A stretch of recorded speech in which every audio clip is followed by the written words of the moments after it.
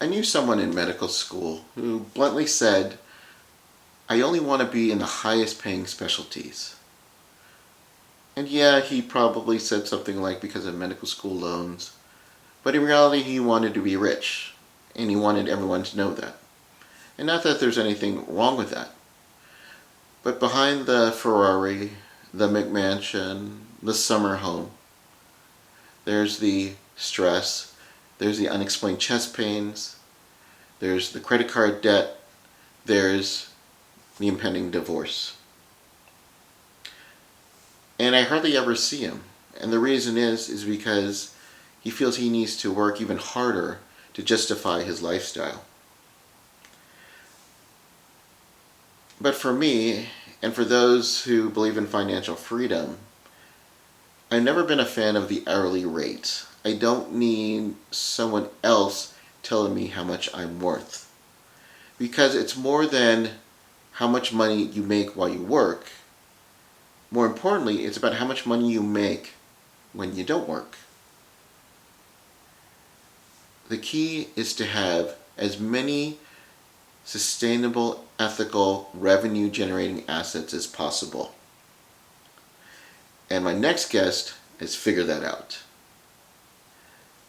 This doctor started his first business while in medical school through a credit card transaction company, then shifted into flipping real estate, and then now managing giant real estate projects with his team. He has a biofund company, and his next conquest is Amazon. In fact, if you've bought something on Amazon, you may have bought from some of his companies. This is a tremendous interview, and I do admit it's a bit long. So if you're pressed for time, you may just want to fast forward to, let's say, the last 20 minutes of this interview. And of course, I want you to go back later and listen to the whole thing. But if you're interested in what he's talking about with Amazon, we put up together a special opportunity for some doctors who are interested in having and investing in their own revenue generating online store. You do not want to miss a word of this. My next guest is Dr. Amir Baluch on this episode of Bootstrap MD.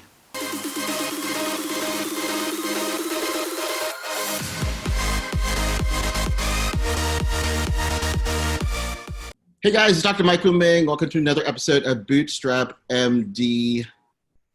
Have you ever wanted to become what's known as a digital nomad? Or maybe you've heard the term and not sure exactly what that is. Well, I have friends who make their full-time living online, and allows them to travel to country, at least when we could still travel, and just kind of go with the flow. And one day would be in Australia, another day they might be in Costa Rica. And what's great is they're not tied down by going to a brick and mortar business or making a 9-to-5 job. They're basically living online. And some think, maybe that's a myth, but there's others where it's a reality. And one of the goals was to become a digital nomad. And I didn't think it would be possible for a doctor. So most of my friends who do this aren't like medical doctors. But I think I have one who is well on his way to becoming one of those. And his name is Dr. Amir Baluch. And he's an investor, serial entrepreneur, and a fund manager at BioWise Capital LLC. He's got 7 years experience in private equity and securities with Series 22 and 63. He's got 4-year experience under a broker-dealer where he trained to evaluate opportunity, negotiate, mitigate risk, and underwrite multi-million-dollar real estate syndications. He's also an internationally best-selling author of the wealth management and investment book, Make It, Keep It, New Age Wealth Strategies for Physicians, and a regular contributor to Forbes. He now has a new goal of getting 1,000 physicians and professionals to reach part-time status with turnkey e-commerce stores. So you guys have been asking about e-commerce. You're going to hear it on this call. Turnkey e-commerce stores that can generate 6 to 7 figures of passive income for them. And he is also a hardworking anesthesiologist, we need to mention. But I'm super excited because there's a lot of doctors who say that they're building passive income, and this guy is living it. So I needed to get him on. We kind of met through Peter Kim's leverage and growth course and just kind of hit it off. And I said, Amir, you got to come onto the program. I got kind of a twisted arm, but I finally got him. So Without further ado, Amir, thank you for coming on to the call today. Hey, how's it going, Mike? Thanks for having me on. Man, I know that was a lot, and but it's true. Is I'll have doctors who come on and they've got like a side income, or maybe they're at the beginning stages of it. But you're like living it, and and for someone like myself who's had multiple streams of income, it's so refreshing to see that because you're in real estate, you got e-commerce, of course, you got your anesthesiology career, but what I wanted to know is where did this all start? how did this all begin? Like, you probably don't know me too well, but I'm a bit of a nerd. I say it to me, and I've got like my little Star Wars action figures back here. Yeah, but I'm big into superheroes and origin stories. So I want to know, like, how did Clark Kent become Superman? Peter Parker become Spider-Man? So how did you become this Dr. Digital Nomad? How did that happen? Well, my plan was when I was a kid, hey, let me just grow up and be like my dad and be a doctor. He was internal medicine doctor. And so, I went through college, I had pretty good grades, decent MCAT, and I applied. I was pretty much sure I was going to get in, and I didn't get in. I'm like, wait a second. So at that point, I really felt like I couldn't trust any one, path. I would have to be diversified. And so I had to do a lot of self-insight and really look into what I wanted to do. So I became like a personal trainer, librarian, like all kinds of crazy things. I eventually got in, and during those 2 years where I wasn't in medical school, I just had a lot of time to reflect on things, and I really enjoyed being an entrepreneur and starting businesses from scratch. And so once I got kind of hooked on that, I still continue that even after I got into medical school. Had small businesses even while I was a medical student and a residency, one of those being e-commerce on eBay. I don't mean to interrupt you, but what was your first business? Can you share that with the audience? Yeah, so it was called National Payment Services. It was a business. This is back in the year 2000 or 2001. Believe it or not, at that time you couldn't have your gym membership auto debited from your checking account or credit card. Like, there are some people still not doing that. So we had a system where we could auto debit people's checking account directly, or even print checks with a printer I had in my apartment that had magnetic ink. I could literally print checks, let's say for an apartment complex, and give them all the rent on the first of the month. And then I make a little transactional fee. So I'm like, okay, somebody on the radio, I just heard on the radio, and my roommate's like, let's check it out. And so we did it. That was my first one. Lost my life savings, learned a lot, like a lot. That's probably the most amount of learning. When you fail, you learn a lot. Sure.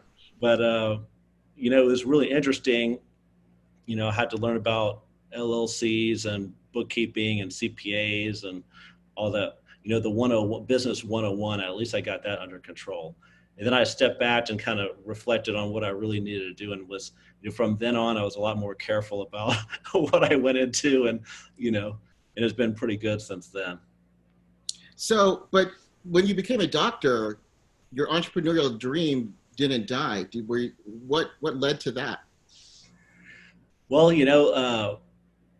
since my parents weren't doing well financially, my dad had lost his practice. He over leveraged in certain deals and businesses and didn't do due diligence. So he was losing money left and right. He was a doctor as well?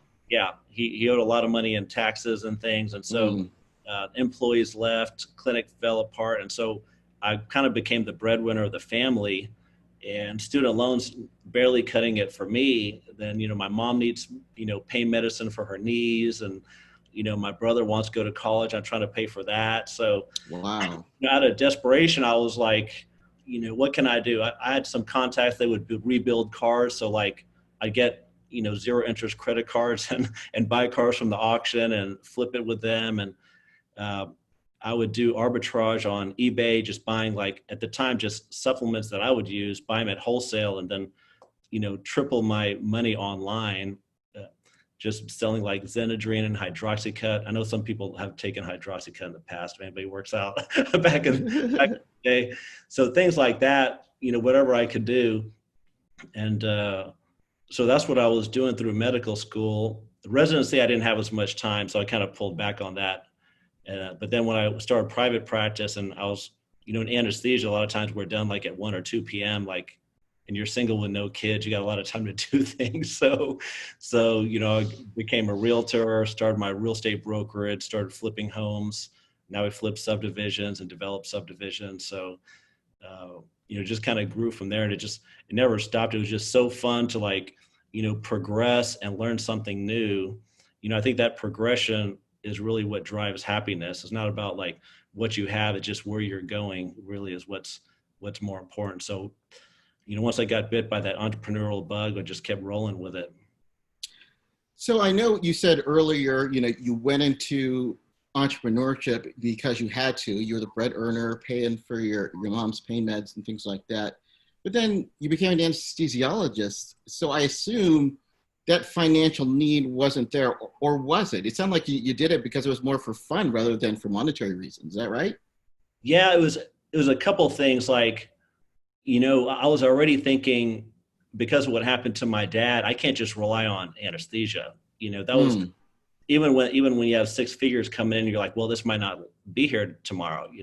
Even like imagine during COVID, I mean, for about a month or two where, I was like 80% unemployed, just almost overnight. Like you really can't trust anything. So I was always going to build multiple streams of income. All the books say people make their first million with real estate for the most part, 80%. So that's why we focus on real estate. My brother needed a job. So, I had him help me with the real estate. He's now my GC and, lead developer. So it ended up being a family business. And, we just keep on going like, okay, we got the real estate done. Okay, now let's go to the next. Let's flip businesses. Let's flip med spas. Let's grow e-commerce again. Like whatever is making sense right now, let's just do it and keep growing like a mini empire here. So I love this because I think you're kind of unique, okay, in terms of that. Crazy. I like unique. Some people say crazy. Well, I have doctors on here, and I mentioned this just before the call, who say they'll do a side gig, and they're very nervous about putting $1,000 into, let's say, starting up a website, selling something. And it sounds like here it's like, and this is what I know about a lot of entrepreneurs, is they run like 80 miles per hour one way and just like, let's just do it. I mean, does that an accurate description, or are you more, do you step back and kind of research stuff before you jump in? What's kind of the methodology here? Well, I think you definitely had to have passion and believe in yourself and what you're going to do, and believe in the reason you're doing it. Like we wanted to have diversified income. So it's not really much of a choice, but also we're having a lot of fun building, businesses and systems. And it became a family business, and we just keep pushing ourselves. So just one thing kept on leading to another. And, but you are right. Like, if you're going to do it, you might as well do it. Just don't go halfway. You really got to go all the way and push it to the limit. If you go halfway, you might as well just not even do it, because you're not going to be successful really. Like, because the other people that are doing it as a full-time basis, they're going to leave you in the dust.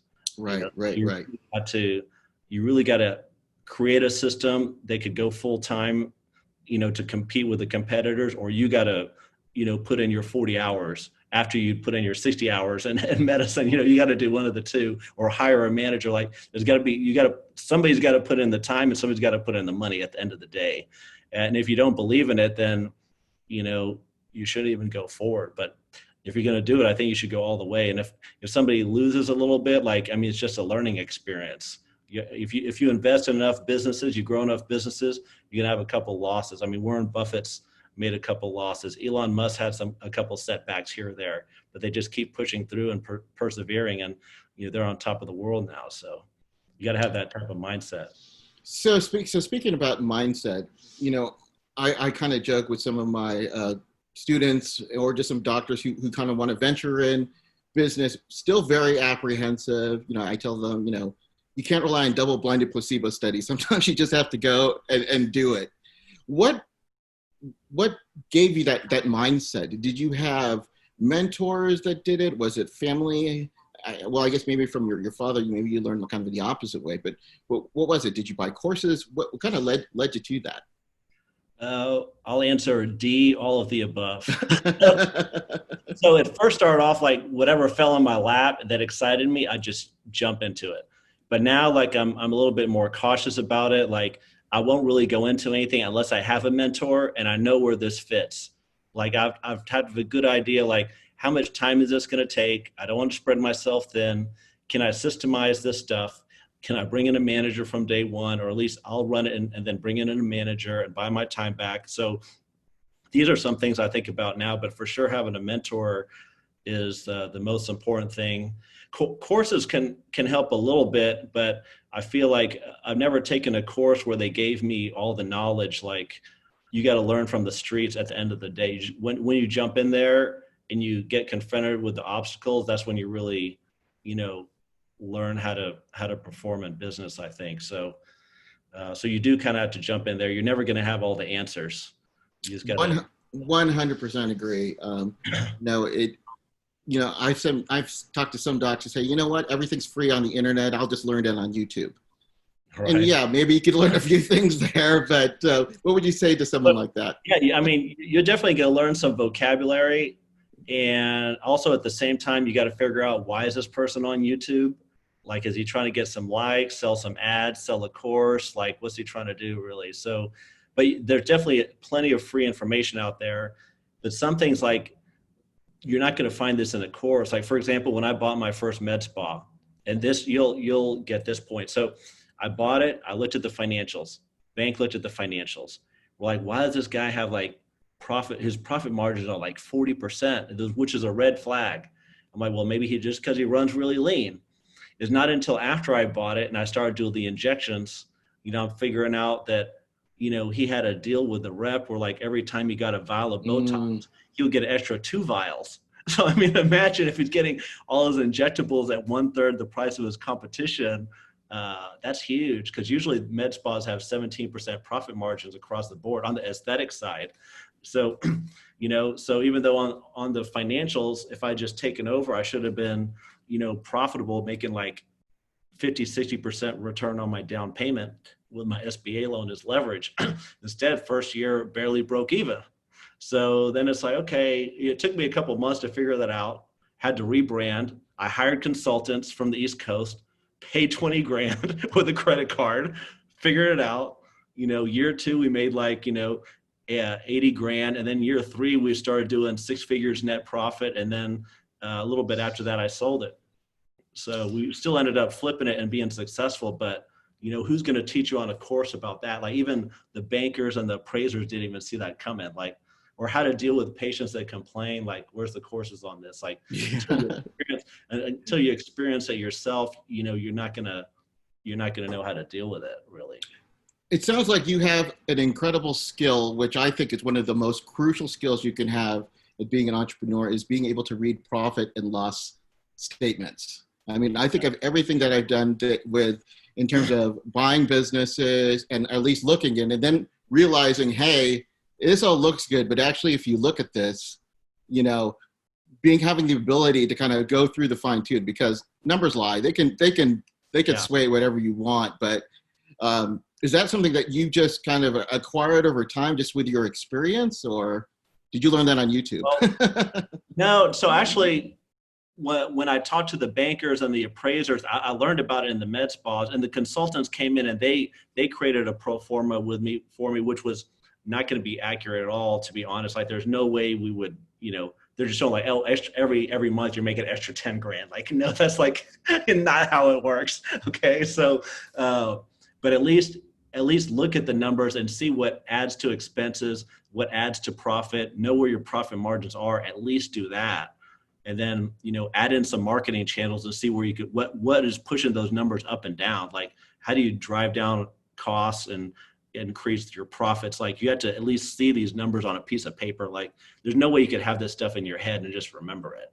So, right. And then after I got burned that first year on that med spa, that's when I was like, anytime I look into buying a business, in my mind, I think, okay, how are they fudging the numbers? Because when somebody sells a business, it's like, when somebody's going to get married, the bride on wedding day, that's the best they're ever going to look, right? It's all shined up, everything's tweaked up. Like, this is as good as it's going to get. When you really get it, it might not be that way the next day. So I come into every business looking like that. And, a lot of times it's just like whatever somebody gives me as a pro forma, I just cut it in half. I'm like, I cut it in half, and whatever the timeline is, double it, and you'll probably get closer to what's realistic.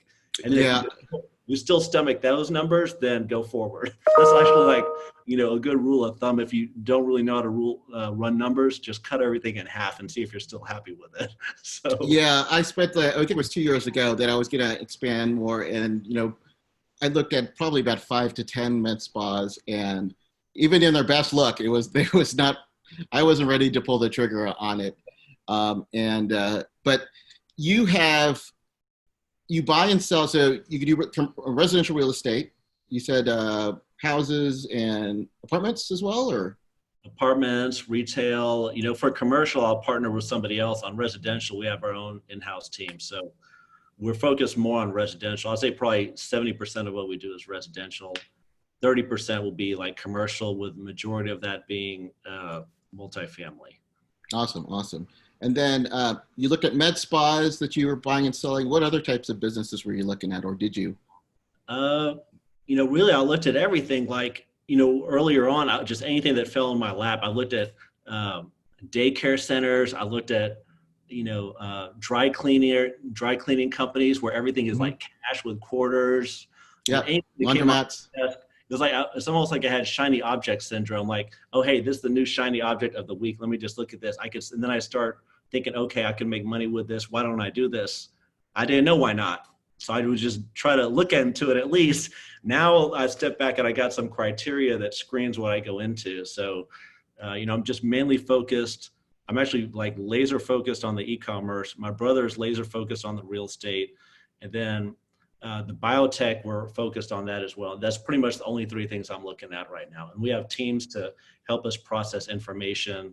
And we have teams that help us do the underwriting now. So, at the end of the day, I just get a nice presentation of information, look at the numbers like we were talking about, and then make a decision or negotiate. I love it. You didn't mention a lot of medical practices.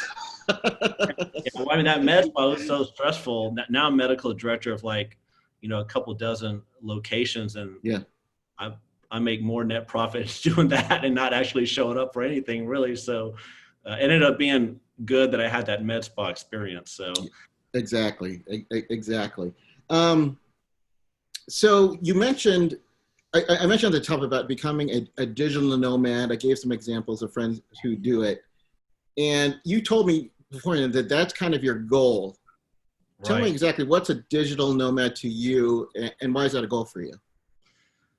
Well, so after looking at all these businesses, it's like, or anything that makes money, if you set your mind to it and you come in with a mentor, or you come in with partners, and you have good credit, you can get the money, or you could raise the money. I mean, literally, you could go into any industry and be successful.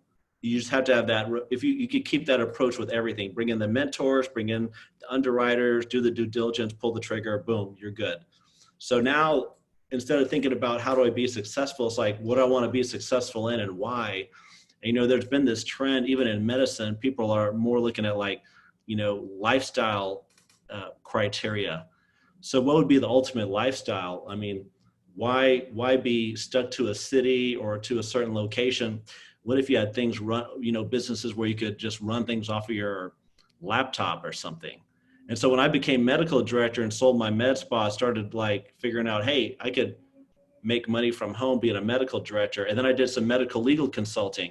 I'm like, oh, I could be sitting, by the pool, reading some, literature on and making a report for some attorney, and I'm making the same hourly rate as in the OR, but I'm by the pool. I could be in Miami. So and I was like, how do I do more of this? So, we doubled down on our online marketing company. So we have that. So we doubled or tripled our clients almost there. That one I could do from a laptop. If I manage my biotech fund, I don't have to be in Dallas for that. And the e-commerce is like the ultimate, like literally I just need my cell phone. And, so why not create these businesses where you don't actually have to be anywhere? And that really gives you the ultimate freedom to really do what you want. And I think that's what people want with passive income. Like people say, oh, I want passive income, or I want more money. A lot of people think they just need more money. But they make more money and they just spend more. They don't have anything cash flowing, right? So then they're like, okay, let me get passive income. But why they want passive income? Because they want the freedom. So what gives you the most freedom? You got to look into these businesses where you could buy into them and not have to actually physically be anywhere. So, even any home-based business, imagine if you want to be, a better parent maybe to your kids and be at home and still work. Like, look at any home-based business. It doesn't have to be e-commerce.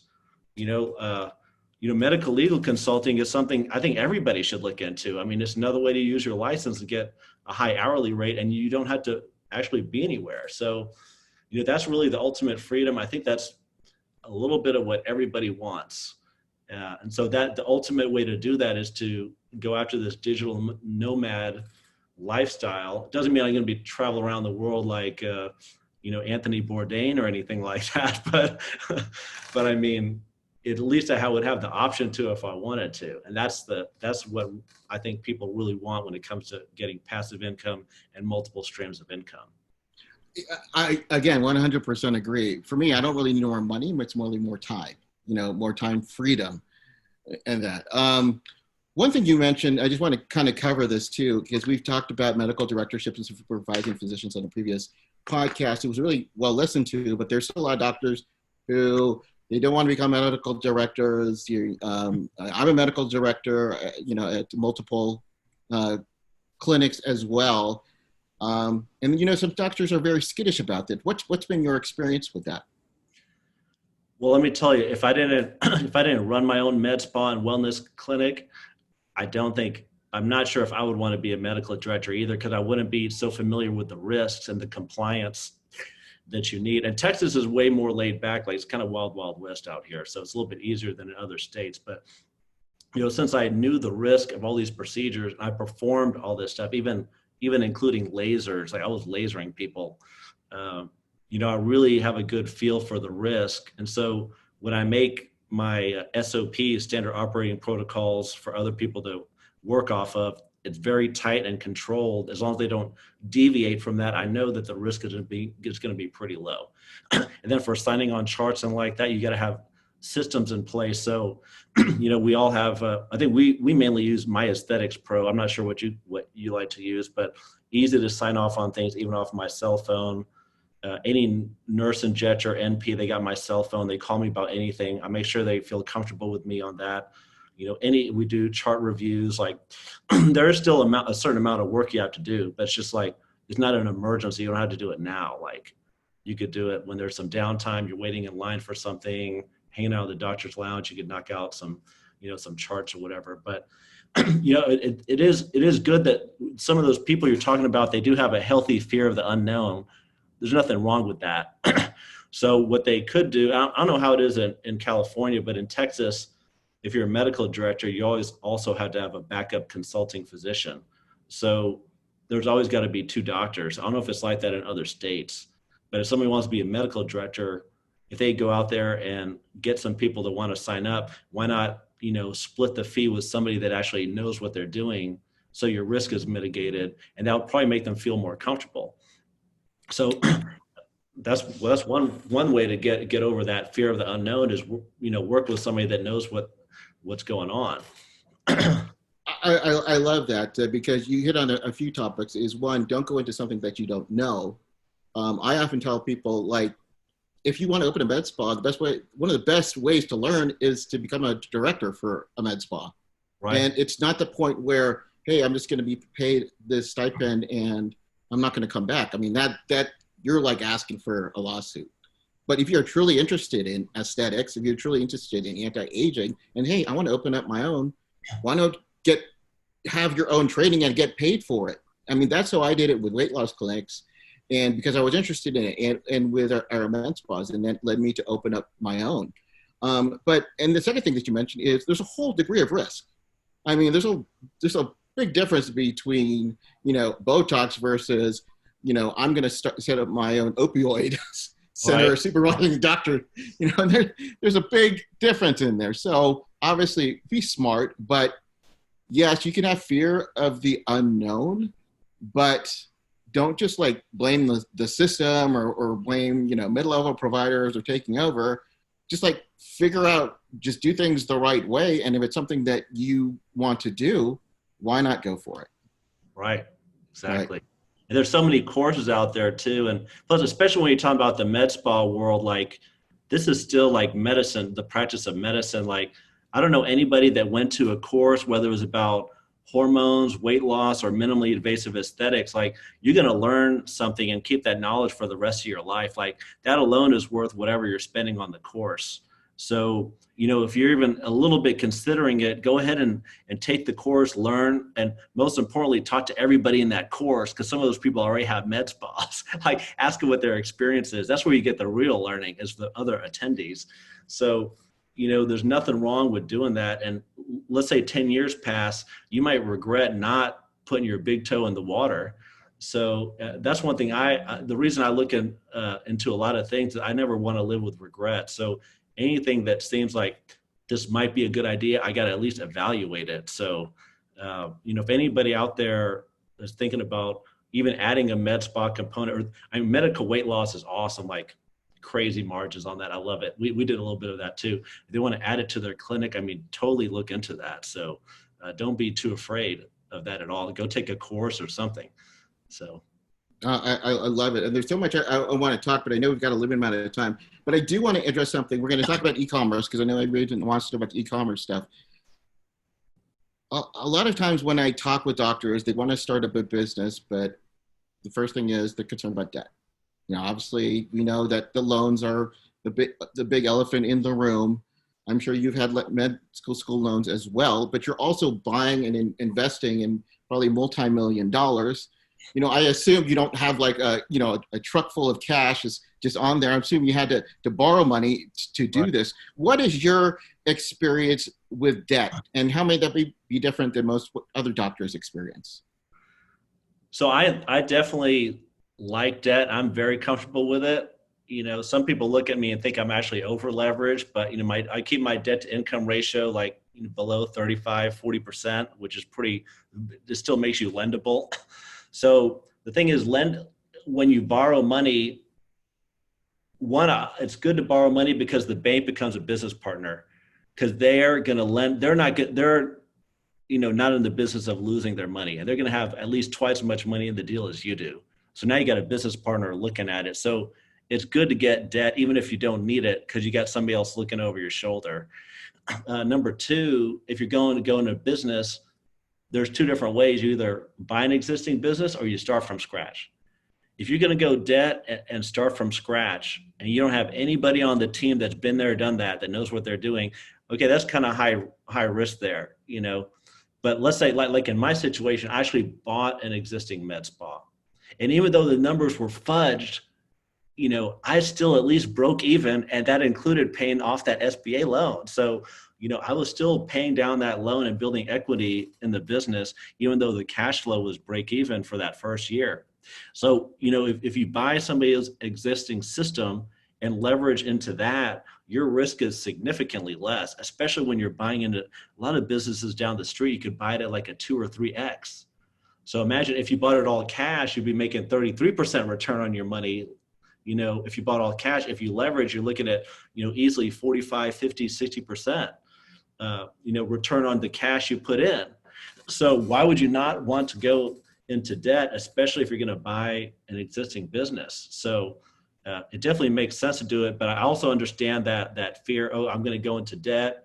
And if the business fails, now you got all this debt. So, and for a startup, I could see that happening, and just, it will really sucks. I know people that start up brand new med spas and they go into debt and they buy all these lasers from the reps. Oh God, yes. Reps promise, hey, don't buy one cool sculpting, buy 2 cool sculptings. It's only $250,000, and everybody will come running just because you have it. They don't talk anything about marketing, right? Right. About business.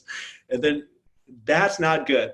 But let's say if you bought a store and they already had cool sculpting or whatever machine, and you see it on the pro forma, they're doing some sales, at least you got something to work with and leverage into that. You're leveraging into something that exists versus leveraging into a startup and you don't know what it's going to look like next year. So that's how I think about debt when you're buying into something. This has been awesome. So much wisdom, guys, that he just showed you right there. I mean, I would listen to this a couple of times. Just what he said is buying an existing business, and if you are doing a startup, you better be prepared to that you're going to not make money, and at least for the first 2 years, and even more so if you didn't have a mentor.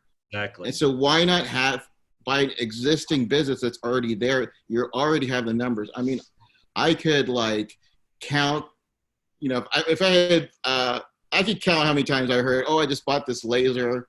They're my best friend. They took me to sushi, and I never heard from them again until 3 years later when the next new model, your model's outdated. Exactly. Yeah.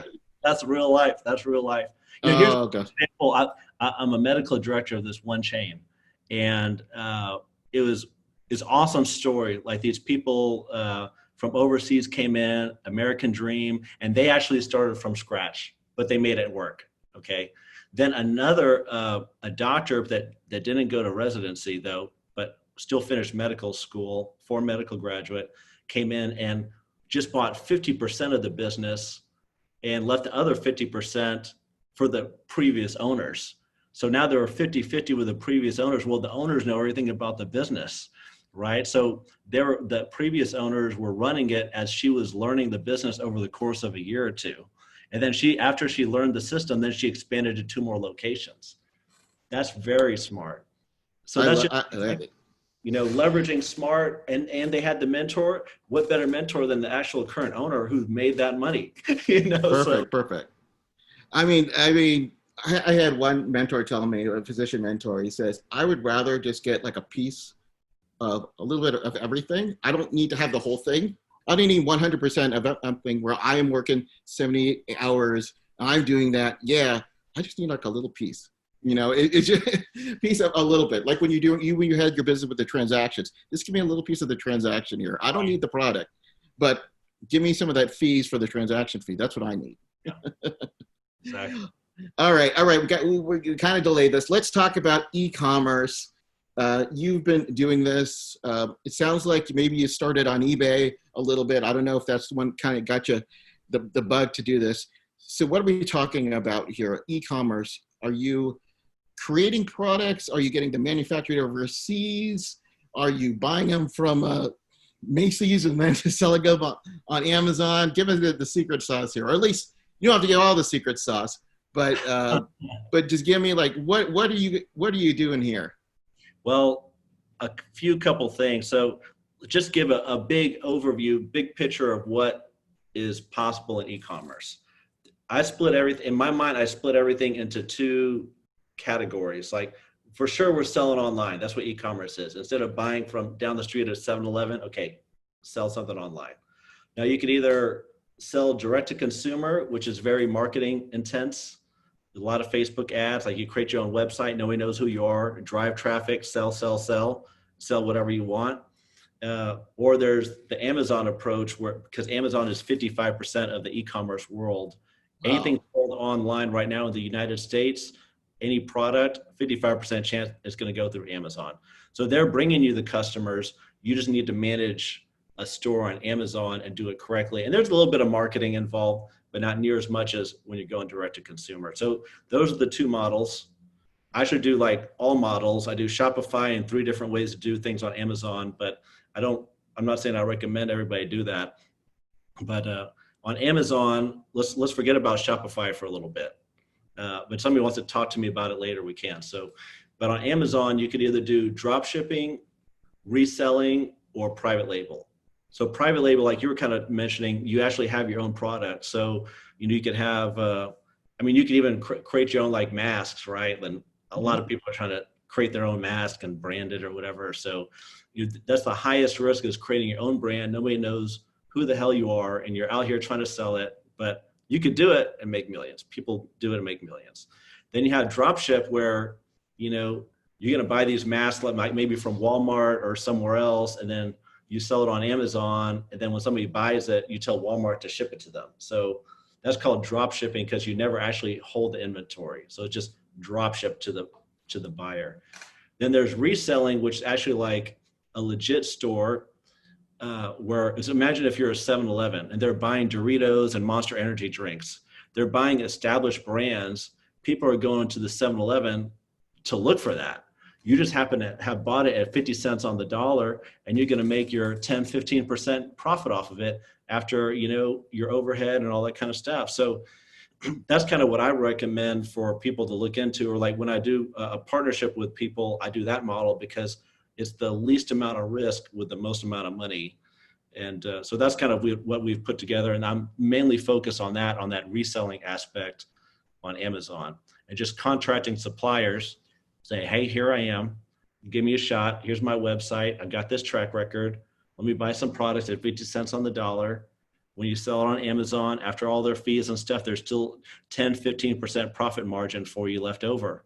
And you make that every month.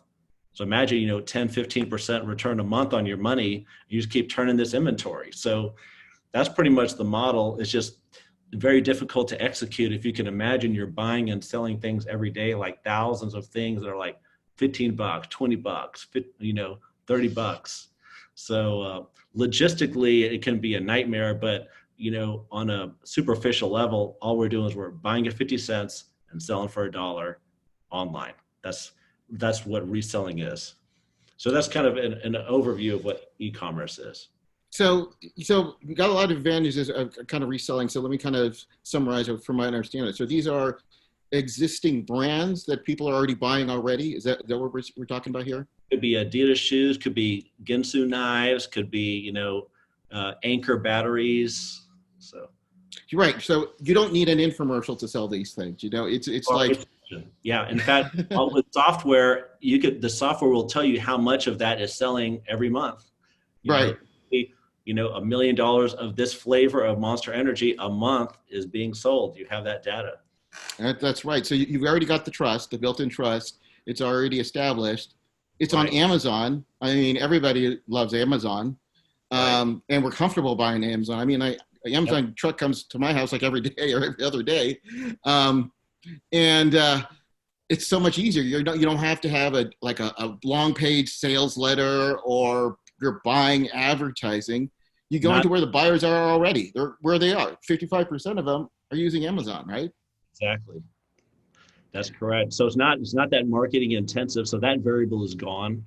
Because if you don't have a marketing background and you're trying to do something like Shopify, I mean, you're pretty much going to be dead in the water. Even if you try to hire somebody, how do you know who to hire when you don't have a marketing background yourself? You're just going to, maybe through trial and error, you'll find somebody.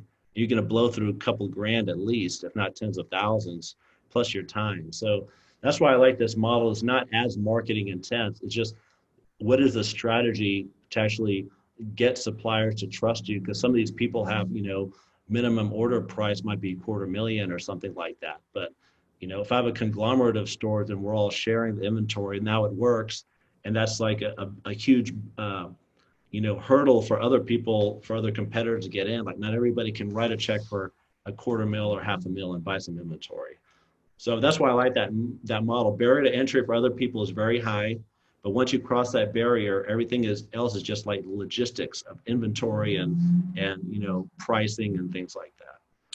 Yeah. So a couple points there. I mean, the reselling. I mean, that sounds very attractive, but like you said, if you want to get into it and actually make money, you have to buy it at a significant amount. I mean, I had a sister-in-law who owned a 99-cent store for a couple of years, and unfortunately, she didn't succeed with it. But the number was because they didn't have enough income to actually buy it. But a lot of times it was like, well, we buy things in pallets. So is that kind of what we're talking about here? But you're probably talking like warehouses of pallets. Stuff that you have to do. Sometimes it depends on the supplier. Like, let's say if there's some product, like let's say some baby toy or a pet toy, and they're only selling like $10,000 a month on Amazon. You might be able to buy 1,000 or 2,000. They might appreciate it. That's like 20%. Now you're 20% of their sales is coming through you. But most of these brands are selling a lot more. And on the supplier side, imagine it's a logistical nightmare for them to work with multiple resellers, right? Right. Suppliers mainly want to work with distributors, and we might actually buy from a distributor, because even the suppliers like, man, just leave me out of this mess. So just for logistical reasons, why do they want to have a headache? Somebody's coming here with like $1,000 purchase, like it's already wasted their time to get on the phone with you. So not all the time, but a lot of the time. And so that's why it makes sense to come in as a conglomerate and buy huge chunks of inventory at a time. And plus you get better prices and better margins anyway. It just makes sense. It does make sense. And I know you do lots of stuff in Amazon. Maybe we could just touch on them and maybe why you think it may be good or may not be good for a beginner. I can tell you about it's just kind of like my own experiences and my friend's experiences.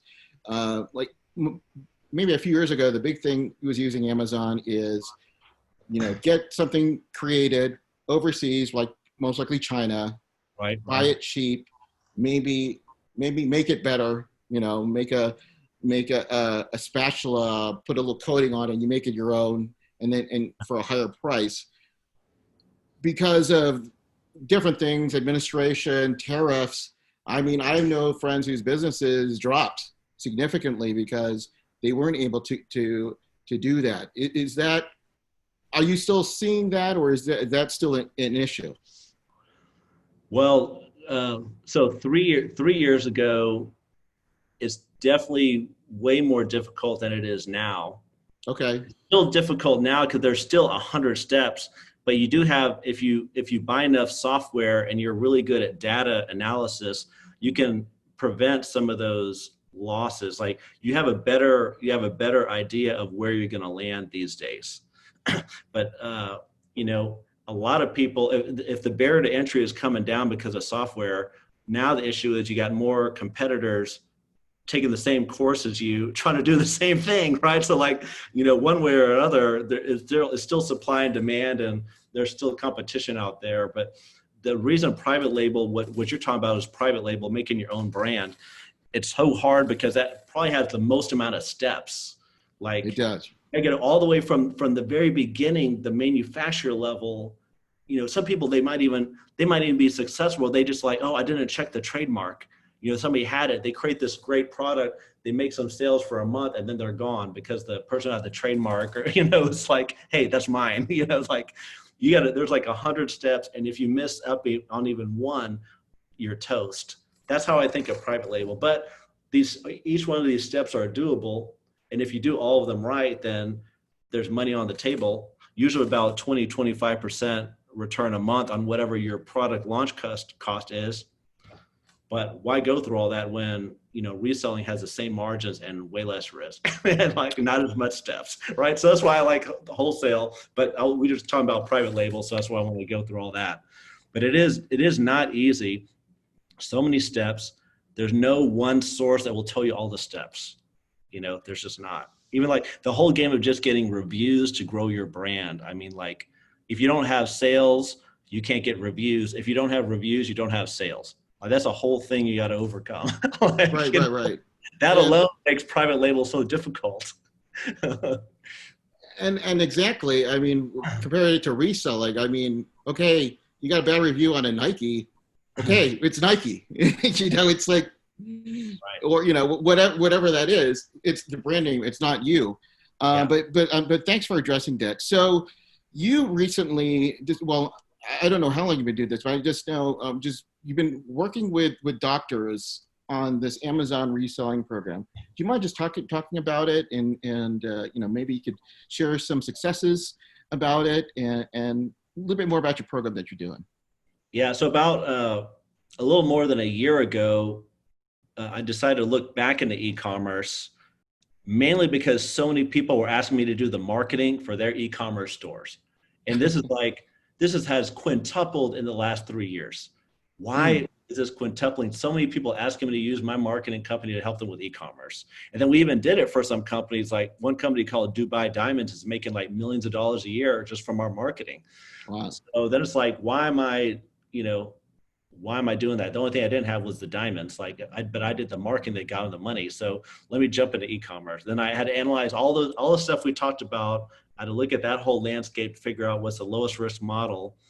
And, a lot of people come to me for advice on how to get passive income or a solution. And so one of my goals is to actually get a lot of my friends and physician colleagues at least be able to go part-time and enjoy their life a little bit. It's just satisfying for me to do that.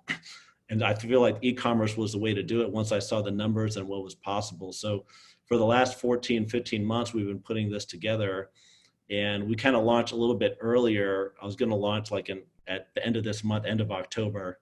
I don't know if there's a timestamp on this video or not, but it's August 2020. We're going to plan on launching around this time, but that virtual summit was in May. So it's kind of like, hey, we kind of got to get moving because people are going to ask me about this. So, all the dates. I didn't even know we're in August. You know, it's all been a blur, but go on. Now we're cranking it out. We got about, 25 to 50 people in the pipeline in different stages. But I mean, it does take a while to build a store, get the LLC, convince the supplier, give us some product, test the products, do all this stuff. So, we do have inventory going to the warehouses now, and already like we pretty much have locked in profit, like pretty high, like significantly higher than 10 to 15%. I want to talk about it online and freak people out, but we're going to hit our numbers like for sure. And that's really cool. Now the next thing is just the logistics of handling the inventory management and stuff like that.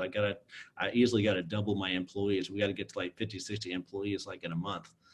So, but I'm very happy with that. Like basically I have no concern about people making the returns they're supposed to make. It's just, my concern is how much of a logistical nightmare it's going to be for me, but we're going to have that handle. I just got to hire more people. Basically, it's more like a hiring issue.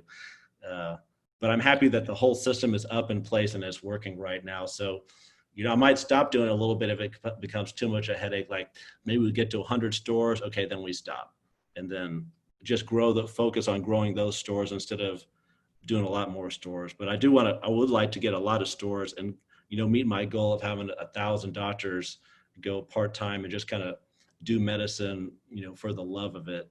Oh yeah, that's what I've been asking and hoping for.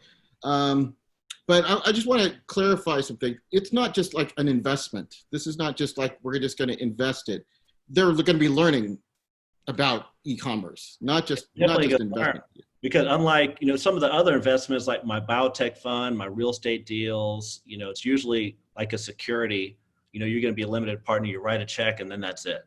This is different. I'm actually building stores in the other person's name, like all the money's in their bank accounts, not in mine. Mm-hmm. They have to pay for the products when the invoices come in.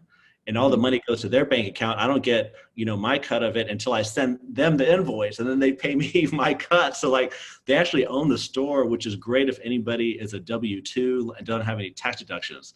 Now you actually got a business. You start writing all kinds of stuff off. It's worth it actually just for that.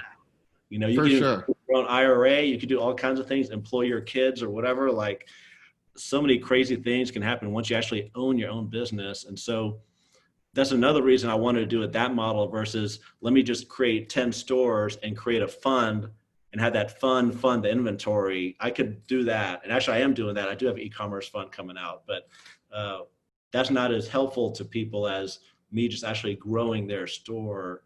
And it's not that much more of a headache for me to do that.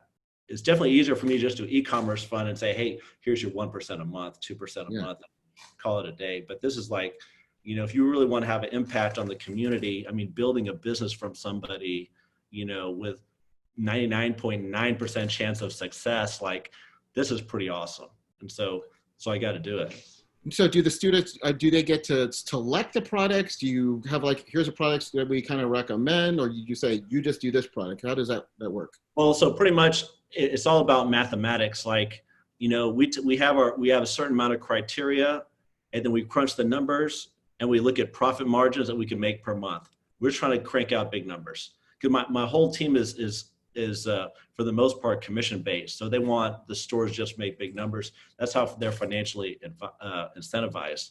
So if somebody's like, oh, can I sell this? Can I sell that? Well, if it doesn't meet our criteria, it probably doesn't meet our criteria. Like 90-something% of products don't. Like we can't have more than 10 competitors, for example.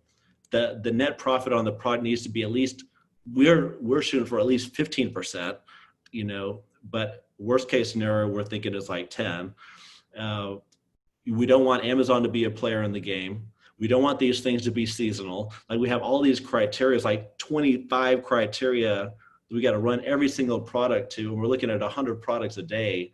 And we find something that meets the criteria. Okay, it goes into this bucket. Let's contact the supplier, And there's a whole other team that now is making phone calls all day after the product research team is looking through all these hundreds of products. So it's just like boom, boom, boom, like a machine. And then whatever comes out, just be happy you got that, because most people have not found those products. Be happy if it's like a rinky dink, like, we were doing like 20% profit margins on men's underwear for incontinence in January. Like, wow. who known? 28% in 2 weeks with saran wrap in March. Why? Because like supply demand with coronavirus. I didn't know we were going to do that much, but coronavirus jacked the profit margins way up. So, it's just math. It's nothing else. I can imagine coronavirus probably just blew this whole thing up. Oh yeah, for you guys. Yeah, and some people are feeling like it's Black Friday every day. Wow. And so I know we're going to get a lot of interest in this, guys, and just kind of read it. It's your program. We'll leave a link at the end so you can find out more information. Do you talk to you vet these students first, or you have, what is it? I want to make sure people have the right mindset. Like, in the end of the day, this is still a business, and there is still some risk, and people do have to be responsible for like bookkeeping and communication with the team and things like that. And so, you have to have a certain mindset about this. So like, if somebody is completely clueless about business or is even a little bit hesitant, like, just wait for my e-commerce fund and make 1 or 2% a month. Like, that's no problem. That's easier. But with the store, like, imagine if I send an invoice to somebody and they're like not communicating with me or something, or somebody's trying to add other products to their store and then Amazon shuts them down. Like, I'm still paying the overhead for that store. Like, that's not cool. So like, we do ask them questions and kind of vet people a little bit. And eventually I have like a nice application. Luckily, almost everybody I've picked up now, I already have known them. They've already been in projects with me for the most part, almost everybody. So, for new people, I just got to talk to them and make sure that it makes sense. So, they have to be ready for certain things, like a lot of emails coming in, constant communication with my team. Like, there's got to be ready for that. So they should probably be ready to have like at least a virtual assistant of some sort, or be able to. Well, I volume. already have it for them. They'll have an account manager, so we'll have an account manager for everybody. But at least they just need to be like somewhat responsive. Like, somebody doesn't check their email for a week, that's not going to fly. Right. It's all about that. Yeah, it'll be like, maybe 10% of people that, maybe shouldn't do it or something. Okay. And then you mentioned you have like around 25 or 30 people right now, and you're looking maybe, at least at this level, take them on maybe another 60, 70 more. Is that right? Yeah, I think once we get to 100, we need to stop and reevaluate and see where we're at, and see if we just want to boost up the e-commerce fund and then grow those 100 accounts, or let's take those 100 accounts and now let's go to 1,000. Because there are some benefits. And when we have a lot of stores, I could put the same product in multiple stores and flood the market and get more market share. Like, there's all kinds of competitive advantage we can have, or even with suppliers and things like that. Like, when they just hear I represent like a conglomerate of stores, like, that already turns some of these guys on. They never heard that.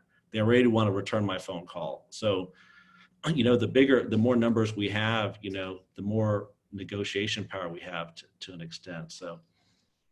The secret to any business is making sure that wherever you're going in, there needs to be some type of barrier to entry. Right.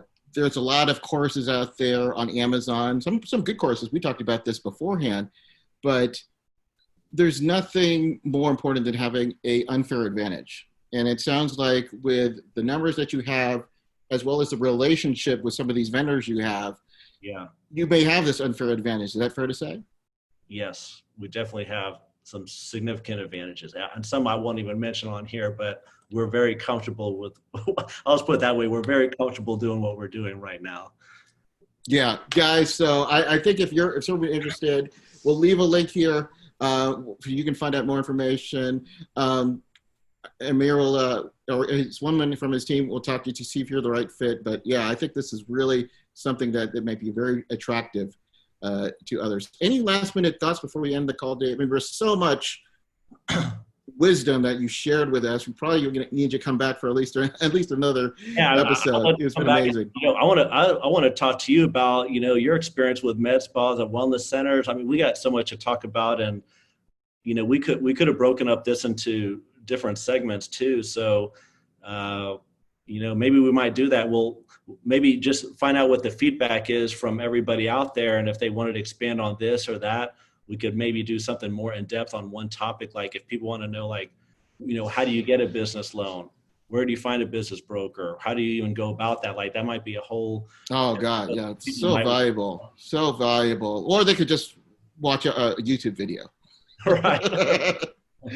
Amir, this has been tremendous. Again, your e-commerce. Do you have an official name for your Global e-commerce consultants. global e-commerce consultants? We'll leave a link so you can take advantage of that. Sounds like a no-brainer to me. Amir, thank you so much. Thank you for sharing with everybody. There's a lot that I can learn from you, most definitely. But you're definitely, and I'm saying this in the nicest way possible. You're like the most unique doctor that I've talked to, at least in a few months. So I appreciate that. Glad you had me on here. It's fun talking. All right, guys. It's been great, and as always, just don't be stagnant. Don't just like figure it out and be envious of others. Why not just go out there? Sometimes you need to go out there, pick yourself up and just do it. Just kind of what Amir did. So as always, guys, whatever you do, keep moving forward. Hey guys, well, I hope you liked that interview. I hope you're amazed as much as I was when it was happening in real time. Something really cool happened after we ended the podcast. We actually talked for probably another hour or so, swapping stories about entrepreneurial stories, things that we've done, and I was all in on the e-commerce. Now, e-commerce is something I don't talk a lot about. We've had some minor successes, selling products, but we did things differently. We did private label products, and there's a couple things that I know about Amazon that what Amir is doing has overcome these obstacles. The first thing, it's a lot harder to get your Amazon store up and running. There are things you need to do to even get your application being accepted in certain categories like health or beauty. So he has relationships with that to help people who want to get their store, help them get in.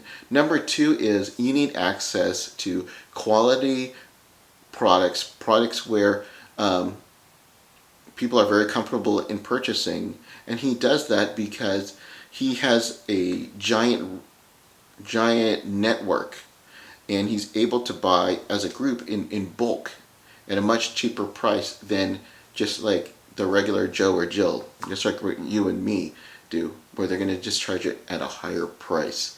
And of course, the third thing, which I didn't mention, probably most important, he's already had a pattern of success.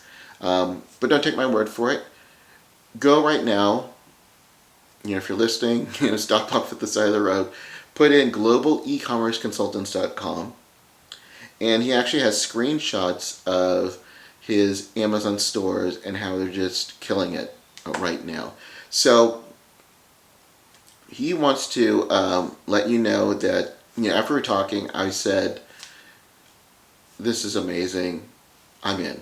So he's helping me build my own Amazon store, and he said, if your listeners are interested, I want to help them too, but I can only take a few number of people because I want to make sure that these folks are being taken care of, and we want to make sure that they understand the process, because it's not for everyone.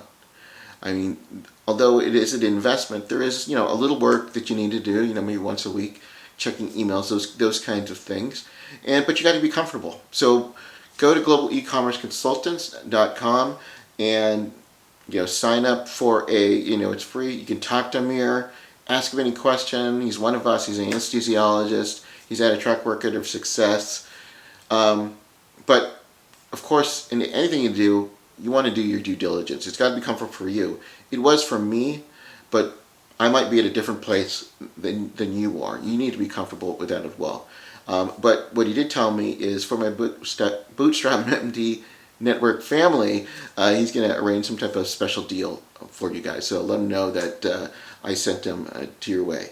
I do know that he said, I'm only taking a small number of doctors. I want to make sure that these guys are being taken care of. And they'll let me know because I want to make sure that you're being taken care of as well. So with that, guys, thanks again for being a fan and being a supporter of this Bootstrap MD podcast. I want you to keep on working on that next revenue stream of income for you, and I'll talk to you soon.